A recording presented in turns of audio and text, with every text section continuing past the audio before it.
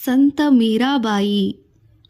ಗಿರಿಧರ್ ಗೋಪಾಲ್ನ ಮುಂದೆ ನರ್ತಿಸುತ್ತೇನೆ, ನರ್ತಿಸಿ ತೃಪ್ತಿಪಡಿಸುತ್ತೇನೆ. ಅವನನ್ನು ಪ್ರೇಮಿಸುವ ಜನರನ್ನು ಸಹ ಗೌರವಿಸುತ್ತೇನೆ.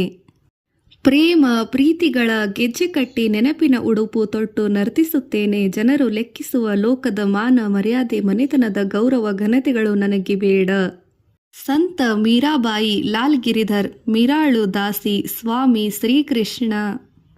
ಹೀಗೆ ಕೃಷ್ಣನನ್ನೇ ಸ್ಮರಿಸಿ ಹಂಬಲಿಸಿದವಳು. ಪುರಾಣದ ಕಥೆಗಳಲ್ಲಿ ಒಬ್ಬ ಹೆಂಗಸಲ್ಲ, ಗೋಕುಲದ ಗೋಪಿಯಲ್ಲ, ಸುಮಾರು 450 ವರ್ಷಗಳ ಹಿಂದೆ ಬದುಕಿದ ಒಬ್ಬ ಹೆಂಗಸು. ಒಬ್ಬ ರಾಜನ ಮಗಳು, ರಾಜನ ಸೊಸೆ ಮೀರಾಬಾಯಿ. ದೇವರಿಗೆ ತನ್ನ ಜೀವನದನ್ನೇ ಸಮರ್ಪಿಸಿದವಳು. ಬಂದ ಕಷ್ಟಗಳನ್ನೆಲ್ಲ ತಾಳ್ಮೆಯಿಂದ ಎದುರಿಸಿದವಳು. ಎದ್ದಿದ್ದಾಗ ನಿದ್ರೆ ಮಾಡುವಾಗ ಸದಾ ಶ್ರೀಕೃಷ್ಣನನ್ನೇ ಧ್ಯಾನಿಸಿದವಳು ಮತ್ತು ಭಕ್ತಿಯ ಮೂರ್ತಿಯಾಗಿ ಭಾರತೀಯರ ಮನಸ್ಸಿನಲ್ಲಿ ನಿಂತಿದ್ದವಳು ಮೀರಾ. ಎಲ್ಲವನ್ನೂ ಅರ್ಪಿಸಿ ಎಲ್ಲವನ್ನೂ ಮರೆತು ತಾನು ಬಯಸಿದ ಗಿರಿಧರ್ ಗೋಪಾಲ್ನಲ್ಲಿ ಅನುರಕ್ತಳಾದ ಮೀರಾಳ ಹಾಡುಗಳನ್ನು ಇಂದು ಅನೇಕರು ಹಾಡುತ್ತಾರೆ. ಸಂಗೀತದಲ್ಲಿ ಮೀರಾ ಭಜನ್ ಎಂದು ವಿಶಿಷ್ಟ ಸಂಪ್ರದಾಯವೇ ಬೆಳೆದು ಬಂದಿದೆ. ಇನ್ನಷ್ಟು ತಿಳಿದಿದ್ದರೆ, ರಾಜನ ಮಗಳು ಬಾಲ್ಯದಲ್ಲಿಯೇ ತಾಯಿಯನ್ನು ಕಳೆದುಕೊಂಡಳು. ಯುವರಾಜನೊಬ್ಬನು ಕೈ ಹಿಡಿದನು. ಚಿಕ್ಕ ವಯಸ್ಸಿನಲ್ಲಿ ಅವನನ್ನು ಕಳೆದುಕೊಂಡಳು. ಅವಳ ಕೃಷ್ಣ ಪೂಜೆಗೆ ಅವಳ ಅತ್ತೆ ಮನೆಯವರೇ ಅಡ್ಡಿ ಬಂದರು. ಸ್ವತಃ ರಾಜನೇ ವಿರೋಧಿಯಾದ. ಅವಳನ್ನು ಕೊಲೆ ಮಾಡುವ ಪ್ರಯತ್ನವೂ ನಡೆಯಿತು. ಏನೇ ಆದರೂ ಅವಳ ಹೃದಯದಲ್ಲಿ, ಅವಳ ಬಾಯಲ್ಲಿ ಅದೇ ಮಾತುಗಳು. ದಾಸಿ ಮೀರಾ, ಲಾಲ್ ಗಿರಿಧರ್. ಇಷ್ಟಂತೂ ಖಚಿತವಾಗಿ ತಿಳಿದಿದೆ. ಮೀರಾಬಾಯಿಯ ವಿಷಯವಾಗಿ ಜನ ಎಷ್ಟೋ ಘಟನೆಗಳನ್ನು ಹೇಳುತ್ತಾರೆ. ಇವುಗಳಲ್ಲಿ ಎಷ್ಟು ನಿಜ ಎಷ್ಟು ಕತೆ ಎಂದು ತೀರ್ಮಾನಿಸುವುದು ತುಂಬ ಕಷ್ಟ. ಇಂತಹ ವೃತ್ತಾಂತಗಳು ಒಂದು ತಲೆಮಾರಿನಿಂದ ಇನ್ನೊಂದು ತಲೆಮಾರಿನವರೆಗೆ ಬರುವಾಗ ವ್ಯತ್ಯಾಸಗಳಾಗುತ್ತದೆ. ಜನರು ಹೇಳುವುದರಲ್ಲಿ ನಿಜವಿಲ್ಲ. ಎಷ್ಟು ಕಟ್ಟುಕತೆ ಎಂದು ಬಿಡುವುದು ನ್ಯಾಯವಲ್ಲ. ಅವುಗಳಲ್ಲಿ ವಿವರಗಳು ತಪ್ಪಿರಬಹುದು, ಆದರೆ ವ್ಯಕ್ತಿಯ ಸ್ವಭಾವ, ಕಾರ್ಯ ಇವು ನಮಗೆ ಈ ಕತೆಗಳಿಂದ ಸ್ಪಷ್ಟವಾಗುತ್ತವೆ. ಮೀರಾ ಶ್ರೀಕೃಷ್ಣನ ಭಕ್ತಳು. ಆದ್ದರಿಂದ ಭಕ್ತ ಕವಿಗಳ ಸಾಲಿನಲ್ಲಿ ಸೇರಬೇಕಾದ ಕವಿಯಿತ್ರಿ.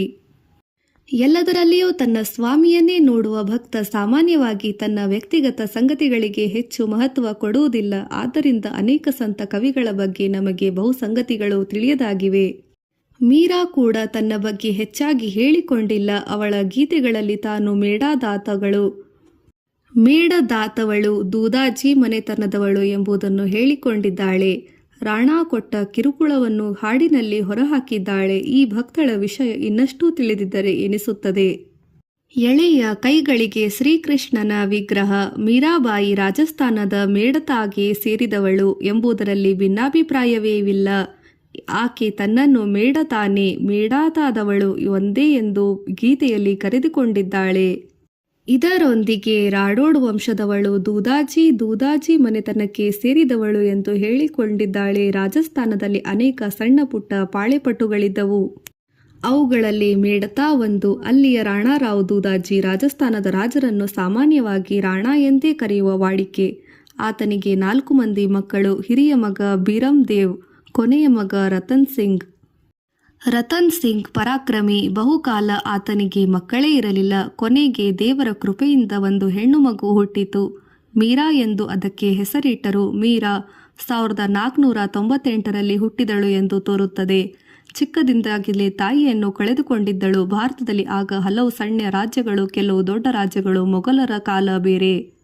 ಅಂತೋ ಯುದ್ಧಗಳು ಆಗುತ್ತಲೇ ಇದ್ದವು. ಮೀರಾಳ ತಂದೆ ರತನ್ ಸಿಂಹ ಬಹುಕಾಲ ಯುದ್ಧಗಳಿಯೇ ಕಳೆಯಬೇಕಾಗಿದ್ದರಿಂದ ಮಗು ತಾತ ದೂದಾಜಿಯ ಅರಮನೆಯಲ್ಲಿಯೇ ಬೆಳೆಯುತ್ತಿತ್ತು.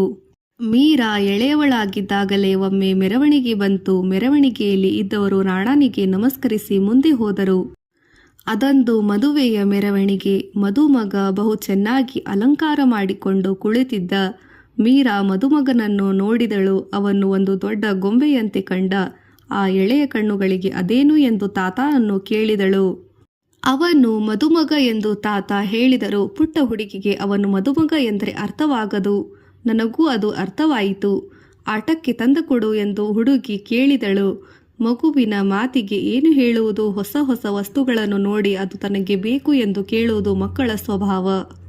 ತಾತ ಮಾತಾಡದೆ ಎದ್ದು ಹೋಗಿ ಶ್ರೀಕೃಷ್ಣನ ಸುಂದರ ವಿಗ್ರಹವೊಂದನ್ನು ತಂದು ಅವಳ ಕೈಯಲ್ಲಿರಿಸಿ, ನೋಡಮ್ಮ, ಇವನೇ ನಿನ್ನ ಮದುಮಗ, ಜೋಪಾನವಾಗಿ ನೋಡಿಕೋ ಎಂದ. ತಾನು ಕೇಳಿದ್ದು ತನ್ನ ಕೈಗೆ ಸಿಕ್ಕ ನಂತರ ಇನ್ನೇನು ಬೇಕು, ಮೀರಾ ಆ ವಿಗ್ರಹದೊಂದಿಗೆ ಆಟವಾಡಿಕೊಂಡು ಕೃಷ್ಣನೇ ಗಂಡ ಎನ್ನುವಂತೆ ವರ್ತಿಸುತ್ತಿದ್ದಳು. ಇದು ಒಂದು ಕತೆ, ಇದರಲ್ಲಿ ಅಸಾಧ್ಯ ಎನ್ನುವುದು ಇಲ್ಲ, ಆದರೆ ಇದು ನಿಜವಾಗಿಯೂ ನಡೆದು ಹೋಯಿತು ಎಂದು ಹೇಳುವ ಹಾಗೂ ಇಲ್ಲ.